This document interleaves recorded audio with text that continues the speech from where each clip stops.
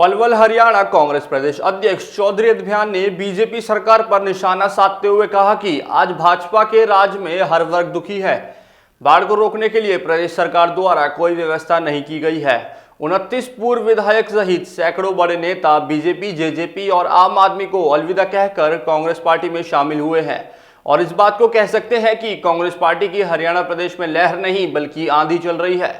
इसलिए आगामी चुनाव में बीजेपी प्रदेश में सिंगल डिजिट पर सिमट जाएगी और आम आदमी पार्टी का तो खाता ही नहीं खुलेगा।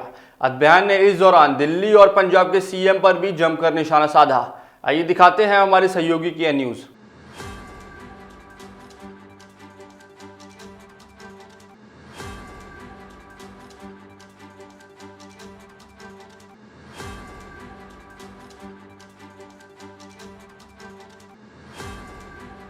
सुविधा हो गई कि किसी का कोई काम हो, कांग्रेस पार्टी के कोई नेता से संपर्क करना हो जो उनसे संबंधित कोई भी काम हो जहां पर हमारे कोई सेवा दे सकें, तो वो लोग यहां पर आकर के संपर्क कर सकते हैं। अभी हमारा स्टाफ बैठेगा, जिलाध्यक्ष की नियुक्ति हो जाएगी। जब जिलाध्यक्ष परमानेंटली बैठेगा, नहीं तब तक तो स्टाफ बैठेगा। मैं भी, दलाल साहब भी यहाँ आते जाते रहेंगे और कोई भी जो जनता की जो डिमांड है वो हमारे सामने आएंगी, उनका हम उसका निराकरण करेंगे।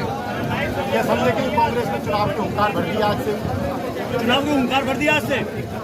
चुनाव की तो हुंकार भरी थी, चुनाव की हुंकार हमने तो भर रखी है। हम तो इंतजार कर रहे हैं कि कब घोषणा करें। कल सुशील गुप्ता जी आए थे, आम आदमी पार्टी के नेता सुशील गुप्ता। उन्होंने कहा था कि जो कांग्रेस पार्टी है वो अपनी विपक्ष की भूमिका नहीं निभा रही। उनके 5 प्रत्याशी जो मुख्यमंत्री बनने की दौड़ में लगे हुए हैं, मुख्यमंत्री 5 कैंडिडेट है। ये किसकी दौड़ में लगे हुए हैं? सुशील गुप्ता बताए कि भाई वो क्या है। आम आदमी पार्टी के पास कुछ आम है नहीं, गुठली है। आम वहाँ पर कोई रहे नहीं, वो सब हमारे पास है। वो अपनी खींच मिटाते घूम रहे हैं।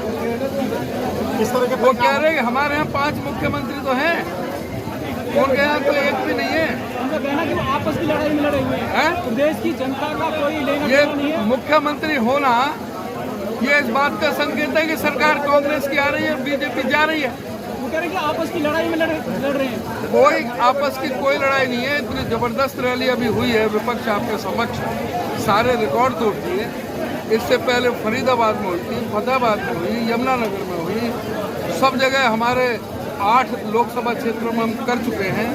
जो राहुल जी की जो पदयात्रा के दौरान हमने राजस्थान के बॉर्डर पर सुबह 6 बजे 1 डिग्री टेम्परेचर में कोहरे में करी।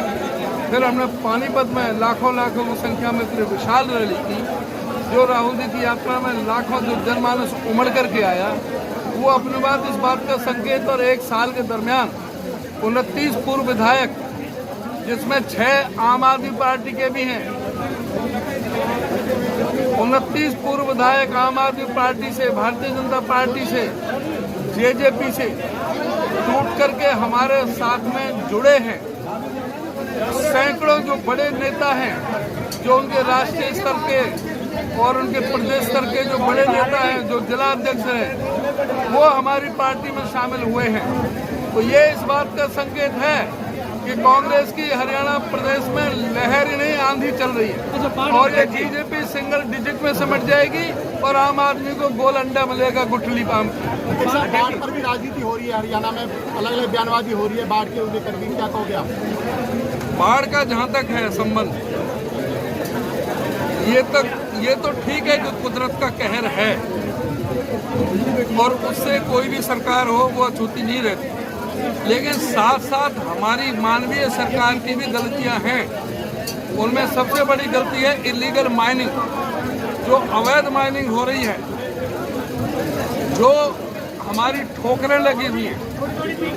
जमुना की बाढ़ को रोकने के लिए, कटान को रोकने के लिए जो ठोकरें और बांध जो स्पर जो लगे हुए हैं, इन्होंने अपने 9 साल में एक सिंगल ठोकर नहीं लगवाई, कोई बजट ही नहीं रखा।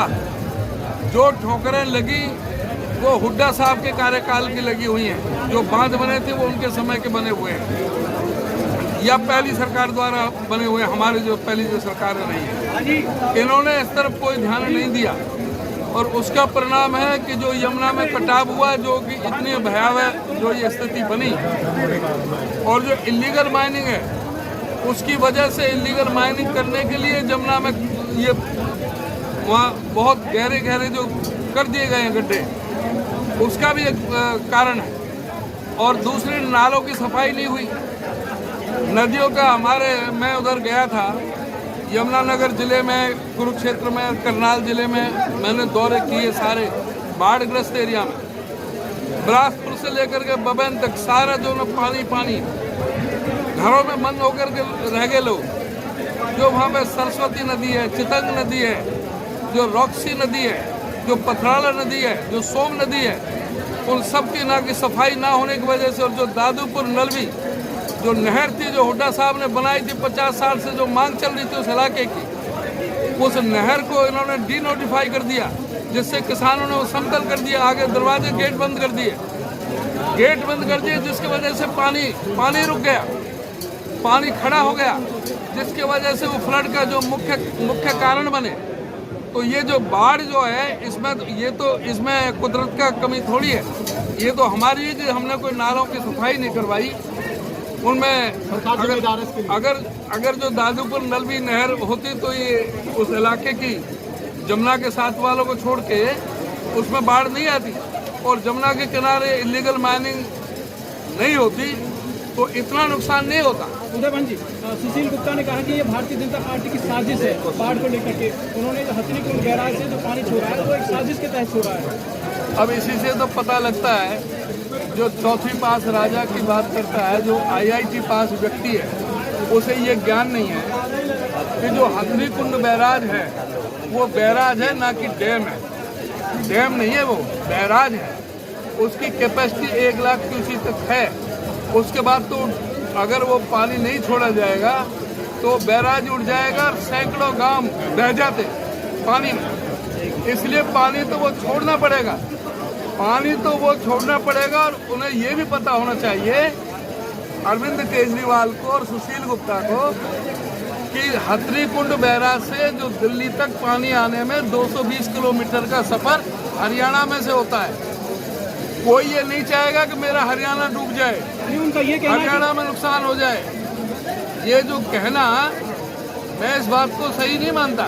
अब ये कहना, वो जो इनका जो मुख्यमंत्री है भगवंत मान ने ये कहा कि SYL का पानी ले ले हरियाणा। अब इनको शर्म नहीं आती? SYL को किसने रोका? SYL को इन्होंने रोका, हमने रोक रखा है। SYL का पानी हम तो दे रहे हैं। अगर वो SYL खुद ही होती तो पंजाब में नहीं डूबता, पंजाब भी बच जाता। उसके लिए भी ये दोषी है, और हम तो कह रहे हैं कि आज भी तो SYL को पूरा करो।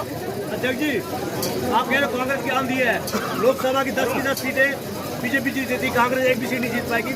अब उल्टा होगा, अब उल्टा हो जाएगा। क्या तैयारी लेकर जा रहे हैं आप? तैयारी पूरी है, जनता एकदम उठी हुई है सर, सारा ये करके तैयार ले खड़े हैं। आपने भी अपने संबोधन में, और दलाल साहब ने भी कहा कि ये जिला कार्यालय नहीं बल्कि आने वाली सरकार का कार्यालय हरियाणा का। क्या कोई भैया सत्ता का केंद्र होगा, इसमें कह सकते, मुख्यमंत्री का उम्मीदवार पलवल से भी आ जाए। सत्ता का केंद्र होगा यहाँ। कॉन्फिडेंट है मुख्यमंत्री कोई बने, पलवल भी उसमें सबसे बड़ा हिस्सेदारी होगी। अध्यक्ष साहब, कल डिप्टी अध्यक्ष साहब कल डिप्टी सीएम साहब दुष्यंत चौटाला जी ने दौरा किया फरीदाबाद और पलवल के कुछ हिस्सा का। हालांकि आपकी विधानसभा की तरफ वो नहीं जा पाए। अब इस बीच में उन्होंने कहा है कि जो पीड़ित हैं उनको पूरी मदद मिलेगी। क्या उम्मीद है कि सरकार पूरी मदद कर पाएगी? दूसरा, आप इलीगल माइनिंग की बात कह रहे हैं, क्या कांग्रेस के समय में माइनिंग नहीं होती थी?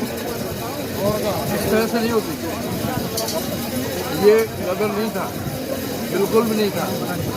आज CAG की रिपोर्ट आपने पढ़ी होगी अखबारों में, 5000 करोड़ रुपए का रेवेन्यू का नुकसान इलीगल माइनिंग की वजह से हरियाणा सरकार को हो रहा है। ये मैं नहीं कह रहा, CAG की रिपोर्ट कह रही है।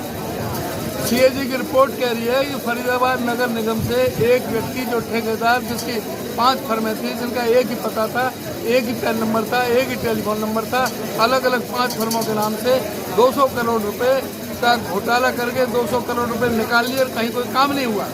ये सीएजी ने कहा है, मैं नहीं कह रहा। तो ये जो भ्रष्टाचार में ये सरकार पूरी लिप्त है और इसके कुछ ये खान माफिया जिन लोगों के जो खुलेआम जो इलीगल माइनिंग चल रही है। तो क्या आपको क्या लगता है, इस पर प्रतिक्रिया क्या है आपकी कि सरकार जो वादे कर रही है बाढ़ पीड़ितों से, चाहे वो मुआवजे की बात है या दूसरी चीज़ें हैं, वो समय रहते पूरी होंगी? ये सरकार को तुरंत करना चाहिए राहत, जिससे लोगों का विश्वास बने।